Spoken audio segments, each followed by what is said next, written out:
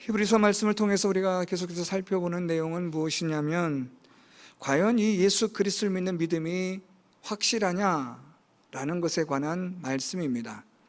왜냐하면 많은 이 유대인들, 특히 이 율법적인 이러한 제사를 통하여, 할례를 통하여, 그래서 하나님으로부터 구원을 얻는다고 그렇게 여겨져 왔던 이 유대인들이 복음을 통하여 예수 그리스도를 알게 되면서 예수 그리스도를 믿음으로 구원함을 얻게 되어지는 이 사실에 대해서 이것을 조금 더 확인하고 싶은, 여기에 대한 의심과 불신에 대한 것을 히브리서 저자가 분명하게 이것이 맞다, 복음이 진정한 우리들의 구원이 된다는 것을 변론하는 그런 성격을 가지고 있는 말씀입니다.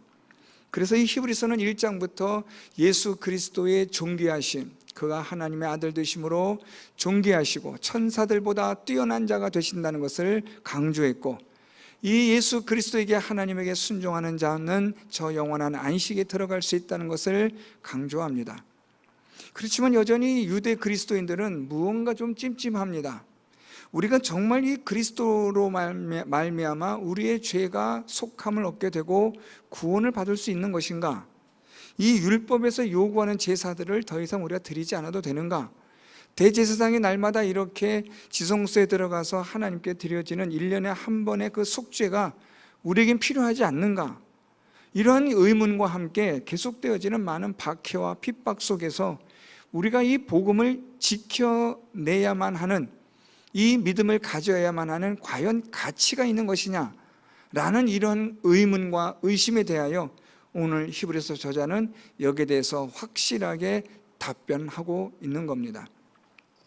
오늘 말씀은 대제사장에 대하여 오늘 히브리서 저자가 말하고 있는데요, 우리가 읽진 않았지만 5장 1절부터 4절까지는 율법적 대제사장에 대하여 말하고 있습니다. 이 율법적 대제사장은 아론으로부터 시작되어져서 율법에 따라 하나님께서 사람들 가운데서 택하시고, 그래서 하나님의 부르심을 받아 대제사장으로 삼으신 자들을 말하고 있습니다. 그래서 이들은 율법적 대제사장이라고 우리가 그렇게 부를 수가 있는데요, 그렇지만 이 율법적 대제사장은 한계가 있습니다. 1년에 한 번씩 지성소에 들어가서 자신과 온 이스라엘 백성의 죄를 하나님 앞에 속해야만 하는 이러한 이 속죄가 매년마다 반복이 되어져야만 하는, 그래서 대제사장의 수가 계속해서 많아질 수밖에 없는 한계가 있는 겁니다. 이러한 이 율법적 대제사장에 대하여 1절부터 4절까지는 이 율법적 대제사장의 정통성을 말해주고 있습니다. 히브리서는 하나님께서 주신 율법을 부정하거나 부인하지 않습니다. 하나님이 주신 율법과 이 모든 것들을 인정하지만, 그러나 이것은 모형이요 그림자에 불과하다라는 겁니다. 장차 참된 원형이 오시고 본형이 오시면 이 모든 그림자들은 패하여진다는 것이 히브리서가 일관되게 가지고 있는 주장입니다. 이런 율법적 대제사장이 이제는 패하여지는데, 그것은 바로 예수 그리스도께서 영원한 대제사장이 되심으로 이젠 더 이상 율법적 대제사장이 필요가 없다라는 것을 말하고 있습니다.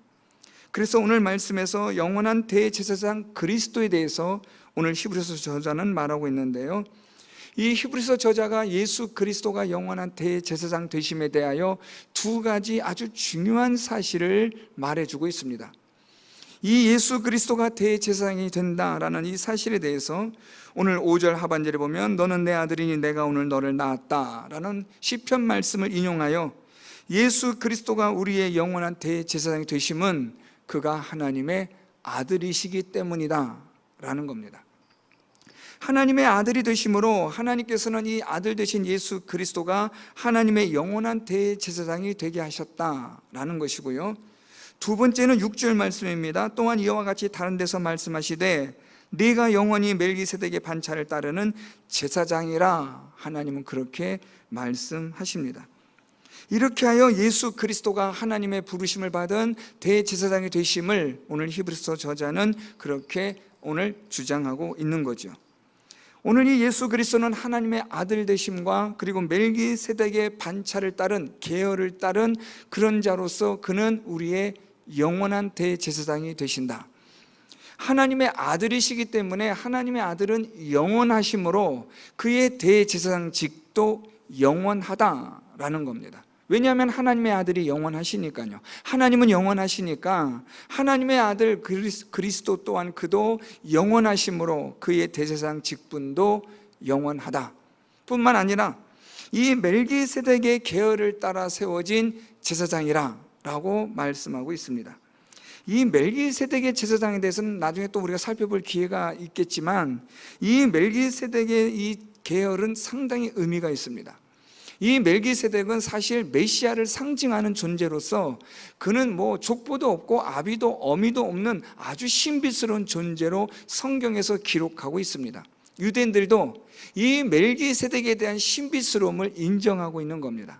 그래서 이 멜기세덱에 대하여 유대인들은 장차 멜기세덱과 같은 메시아가 올 것이라 그렇게 기다리고 있는 아주 중요한 그 예표가 사실은 멜기세덱입니다. 오늘 이 히브리서 저자는 예수 그리스도가 멜기세덱의 반차를 따른 그 계열을 따른 제사장이 되신다라는 것으로서 우리가 예수 그리스도가 우리의 영원한 대제사장 되심을 아주 중요한 성경적 근거를 가지고 지금 이 유대 그리스도인들에게 설명해 주고 있는 겁니다. 이제 이런 자격에 있어서는 예수 그리스도가 우리의 영원한 대제사장 되심에 대하여 더 이상 우리가 의심할 것도 없고 불신할 필요도 없다는 것을 말한 후에 이 대제사장 예수 그리스도께서 이제 어떻게 우리의 구원을 이루셨는지를 말하고 있습니다. 오늘 7절 말씀부터 시작되어지는데요, 그는 육체에 계실 때에 자기를 죽음에서 능히 구원하실 이에게 심한 통곡과 눈물로 간구와 소원을 올렸고 그의 경건하심으로 말미암아 들으심을 얻었느니라 라고 말하고 있습니다.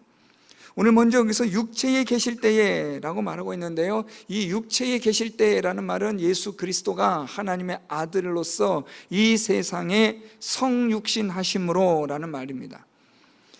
하나님의 영원하신 대제사장이 되시려면 그는 사람으로 오셔야 합니다. 왜냐하면 그가 속죄 제물로 단번에 십자가에서 죽으셔야만 하기 때문입니다. 그래서 예수 그리스도가 오늘 말씀처럼 육체로 사람으로 이 세상에 오셔서 그는 우리의 영원한 대제사장이 되셨고 우리의 영원한 속죄 제물이 되셔서 이제는 예수 그리스도를 믿는 자들마다 그들의 죄가 영원히 속함을 얻게 되어지는 완전한 영원한 구원의 근원이 되셨다라는 것을 말해주고 있습니다. 사람으로 오셔서 예수 그리스도가 하나님의 아들이시지만 멜기세덱의 반차를 따른 계열을 따른 메시아로서 이분이 이 세상에 오셔서 그가 사람으로 오셔서 십자가에서 그의 자신을 제물로 드리심으로 우리에게 영원한 구원의 근원이 되신 분, 바로 그분이 육체로 이 세상에 오신 사람으로 오신 그분이시라 그렇게 지금 말하고 있는 겁니다. 두 번째는 이 예수 그리스도께서 어떻게 우리의 구원을 이루셨는지에 대해서 말씀하는데요, 이 예수 그리스도께서 능히 구원하실 이에게 심한 통곡과 눈물로 간구와 소원을 올렸고 그의 경건하심으로 말미암아 들으심을 얻었느니라 라고 말씀하고 있습니다. 먼저 여기서 들으심을 얻었다라는 이 말은 하나님으로부터 응답을 받았다, 하나님께서 이루게 하셨다라는 뜻인데요, 무엇을 이루게 하셨느냐? 자기를 죽음에서 능히 구원하실 일, 이것을 하나님으로부터 응답받고 하나님 그것을 이루셨다라는 겁니다. 예수 그리스도께서 자기를 죽음에서 능히 구원하실 이 일이 무엇입니까? 이것은 곧 그리스도께서 십자가에 달려 고난당하시고 죽임당하신 후에 그가 부활하셔서 이 세상의 모든 자들을 구원하시는 그 일을 말하는 겁니다. 이것을 위하여 예수 그리스도께서 하나님 앞에 심한 통곡과 눈물로 간구와 소원을 올렸고 하나님은 그의 경건하심으로 말미암아 응답하셨다라는 겁니다. 자, 여러분 여기서도 중요합니다. 예수 그리스도께서 하나님으로부터 허락받고 하나님께서 그 구원의 역사를 이루시게 되는데 예수께서 어떻게 하나님으로부터 들으심을 얻을 수 있었느냐, 응답을 받을 수 있었느냐라는 것은 심한 통곡과 눈물로 간구의 소원을 올렸고, 자, 그 다음입니다.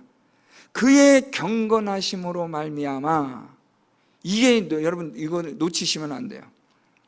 무슨 말인가 하면 아무리 심한 통곡이라 할지라도, 눈물이라 할지라도, 그런 통곡과 눈물로서 간구하고 소원을 드린다 할지라도 그 모든 것이 하나님으로부터 응답되느냐? 그렇지 않습니다.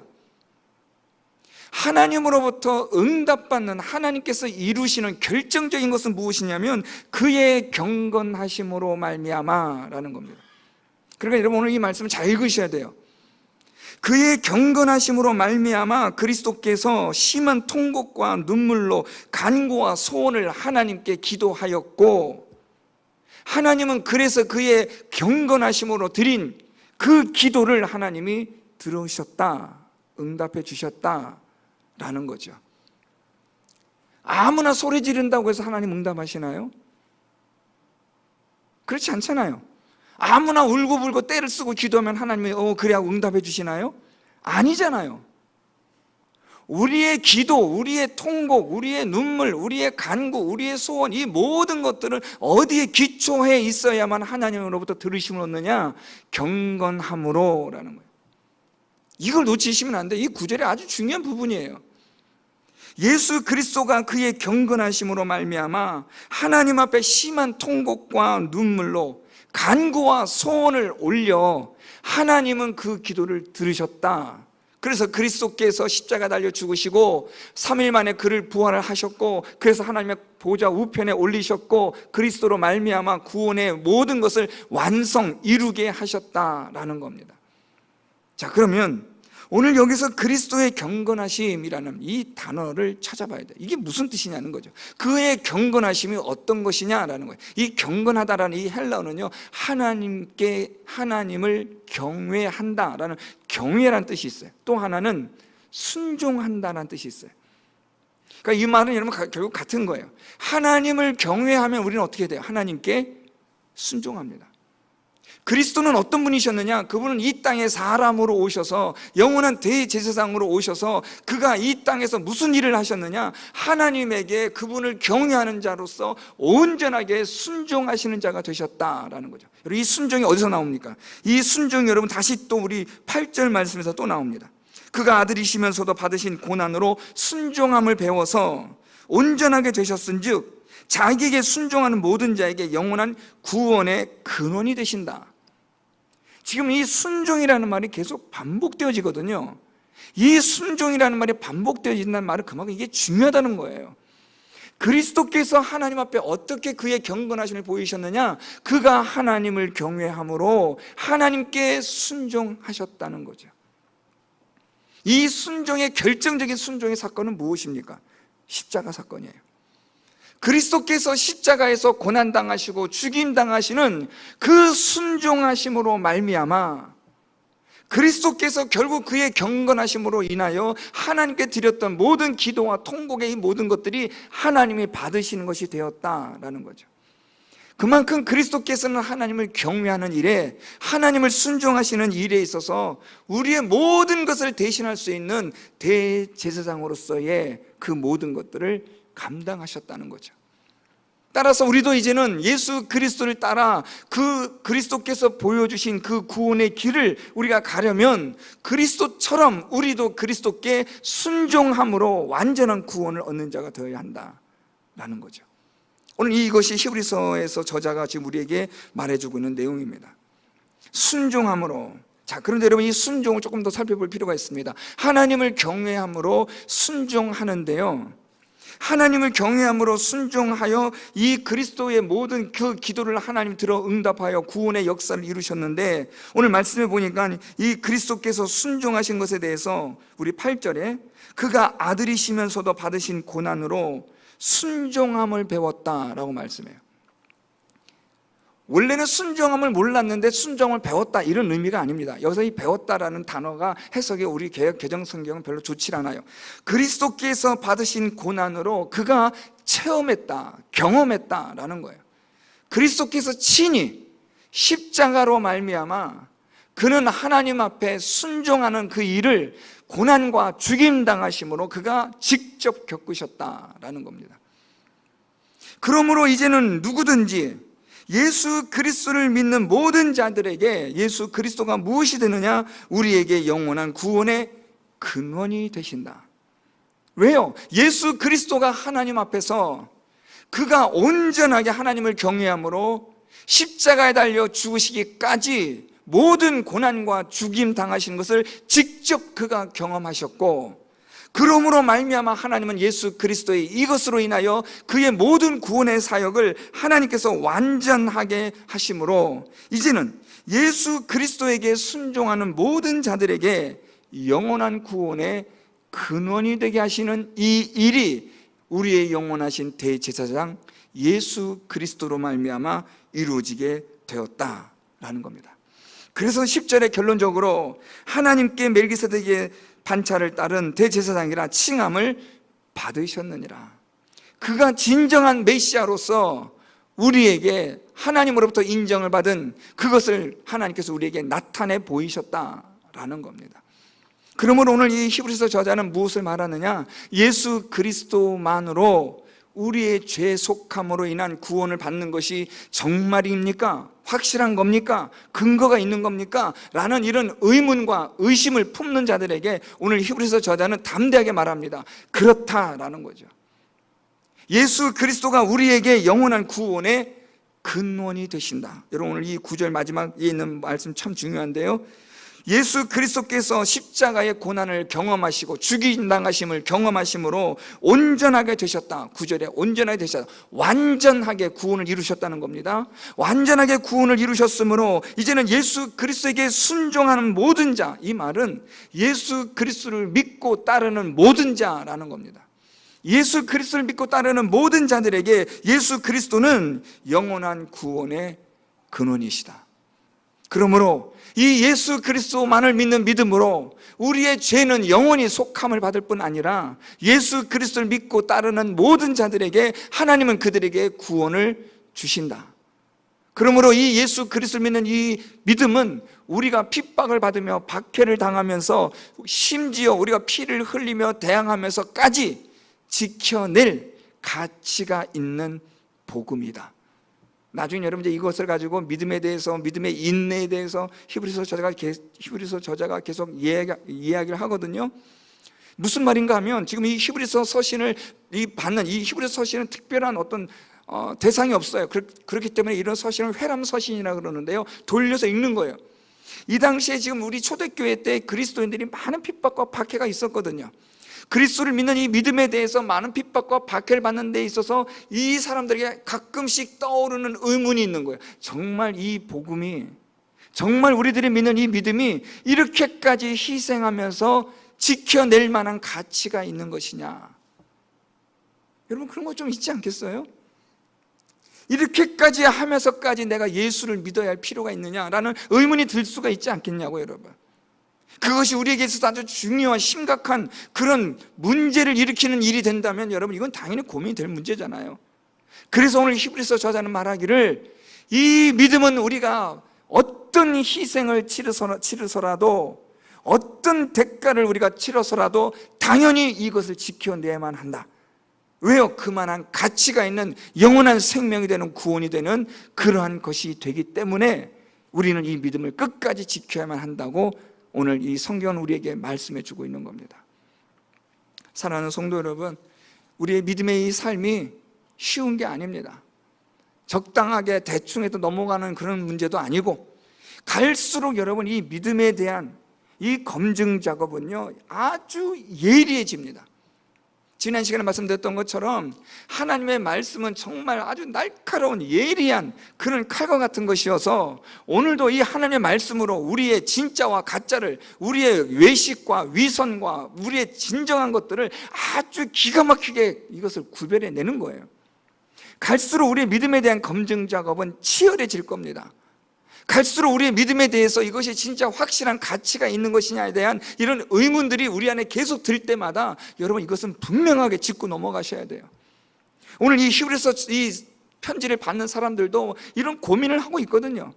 특히 오랜 세월 동안 이 유대교에 있었던 사람들이 복음으로 말미암아 예수 그리스도를 믿게 되면서 이렇게까지 해도 되나라는 두려움이 왜 없겠어요, 여러분? 수십 년 동안 또는 수백 년 동안 내려져 왔던 그런 전통적인 유대교를 버리고 기독교로 돌아선다는 게 이게 쉬운 일이 아니잖아요. 정말 이게 맞는 것인지, 정말 이렇게까지 해야 되는 것인지, 정말 예수 그리스도가 우리의 대제사장으로서의 진정한 가치로서 그런 분이 되는 것인지, 이런 많은 의문들이 있는 이런 가운데에서 오늘 이 히브리서 저자는 그렇다라는 것을 지금 확신시켜주고 있는 겁니다. 우리가 살아가는 이 믿음의 이 세상도 여전해요. 종류만 다를 뿐이지 여전히 우리에게는 오늘도 의심과 불신으로 혼합되어진 정신없는 세상을 살아가고 있는 거예요. 과연 이 성경 말씀대로 살아가는 것이 가치가 있느냐?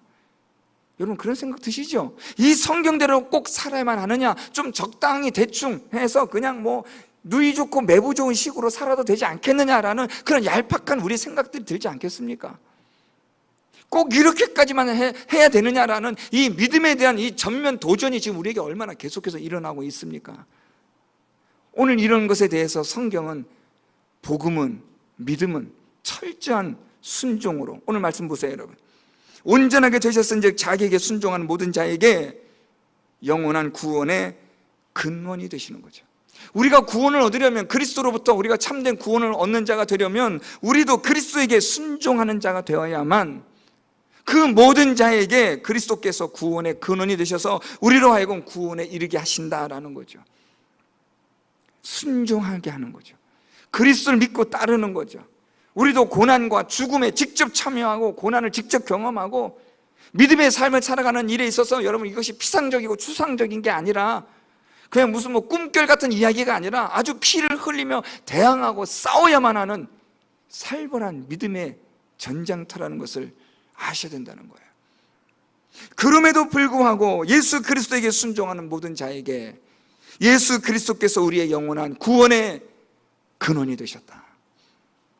예수 그리스도께서 하나님 앞에 그가 직접 십자가에 달려 고난당하시고 죽임당하심으로 말미암아 하나님 앞에 그가 통곡의 눈물로 하나님께 간구했던 그 구원의 역사를 온전케 하셨으므로 이젠 우리도 그리스도와 같이 그리스도에게 순종함으로 말미암아 우리도 영원한 구원의 근원 되신 예수 그리스도로 인하여 구원을 얻게 된다라는 거죠.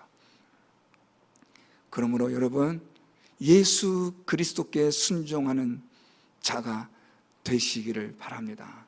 오직 예수 그리스도만을 바라보고 오직 예수 그리스도를 믿는 믿음으로 여러분 살아가십시오. 오직 하나님 말씀으로만 살아가십시오. 어떤 것도 타협이 될 수가 없습니다. 복음은 타협이 될 수가 없습니다. 우리의 믿음은 어떤 것으로부터 우리가 같이 결탁될 수가 없는 겁니다. 믿음은 오직 하나님의 말씀으로만 되어지는 줄 믿으시기 바랍니다. 오늘 말씀처럼 온전하게 우리의 구원을 이루셨던 그리스도께서 이제는 자기에게 순종하는 모든 자에게 영원한 구원의 근원이 되심으로 오늘 이 자리에 계신 우리 모든 성도 여러분들이 예수 그리스도를 믿는, 예수 그리스도를 믿고 따르는 순종하는 자가 되셔서 모든 고난과 어려움과 슬픔과 모든 괴로움과 고통을 직접 겪으시면서 싸우면서 그리스도께 순종하시는 여러분이 되셔서 영원한 구원에 이를 수 있는, 영원한 생명에 이를 수 있는, 영원한 저 천국에 다 들어갈 수 있는 우리 모든 성도 여러분 다 될 수 있기를 예수 그리스도의 이름으로 축원드립니다.